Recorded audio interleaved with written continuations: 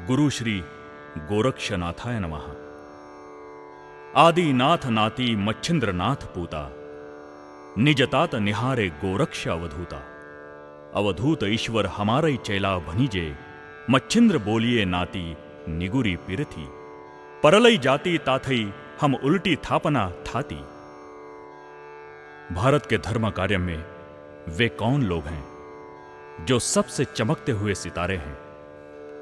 वैसे तो भारत के धर्म कार्य में असंख्य लोग हैं जो चमकते हुए सितारे होंगे, मगर जिनकी कोई मौलिक देन है वे इस प्रकार: कृष्ण, पतंजलि, बुद्ध, महावीर, नागार्जुन, शंकर, गोरक्ष, कबीर, नानक, मीरा, रामकृष्ण, कृष्णमूर्ति, तुकाराम, नामदेव, ज्ञानेश्वर, मुक्ताई, जनाबाई, बहनाबाई। मगर जो गोरख जी ने दिया वो किसी और ने नहीं दिया। इसीलिए शब्द बना गोरख धंधा। देने वाले को तो लोग भूल ही गए और कहने लगे गोरख धंधा, क्योंकि गोरख इस श्रृंखला की पहली कड़ी, उनसे एक नए प्रकार का आविष्कार का जन्म हुआ। उसे कहते हैं नाथ पंथ। संत ज्ञानेश्वर जी कहते हैं, ना आदि गुरु शंकरा लागुनी शिष्य परंपरा, हा बोधाचा संसारा केला गे आमुते।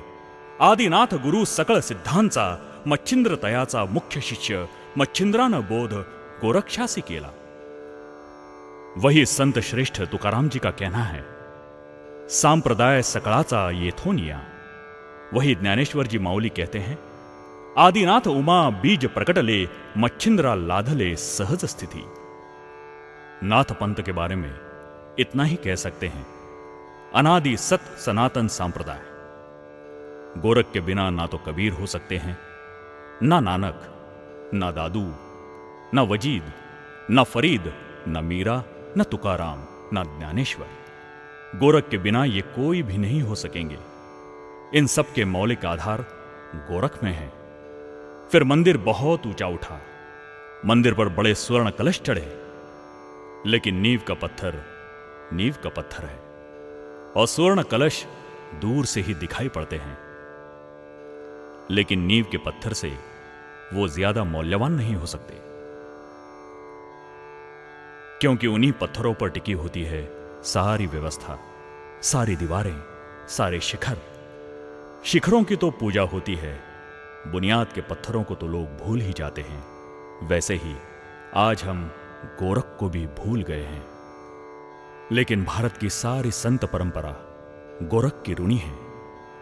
जैसे पतंजलि के बिना योग की कोई परिभाषा नहीं, वैसे ही बुद्ध के बिना ध्यान की आधारशिला ही उखड़ जाएगी। जैसे कृष्ण के बिना प्रेम की अभिव्यक्ति को मार्ग न मिलेगा, वैसे ही गोरख के बिना उस परम सत्य को पाने के लिए जो साधना की व्यवस्था बनी वह न बन सकेगी। गोरख ने जितना आविष्कार किया मनुष्य के भीतर अंतर खोज के लिए, उतना किसी ने भी नहीं किया। इसीलिए हमारा प्रयास है कि भारत में नाथ पंथ और गोरखनाथ के विचार लोगों तक पहुंचाए। उन्हीं विचारधारा से प्रभावित होते हुए हमने सन 1997 में गोरक्षनाथ जी का मंदिर एवं गोरक्षनाथ जी की प्राण प्रतिष्ठा गोरक्ष प्रकट दिन वाले शुभ दिन ही की। हमारा प्रयास ये है कि सभी भक्तजन गोरक्षनाथ प्रकट दिन मनाएं। यही हम गोरख जी से प्रसाद रूप में पाने की इच्छा प्रकट करते हैं और सभी भक्तजनों को वही महाप्रसाद बांटना चाहते हैं। इसी फलस्वरूप इस कैसेट का नियोजन करने की योजना हमने बनाई और सभी भक्तों को निवेदन करते हैं कि कार्तिक शुद्ध त्रयोदशी के दिन गोरक्षनाथ प्रकट दिन एवं जयंती उत्सव बड़ी धूमधाम और श्रद्धापूर्वक मनाएं।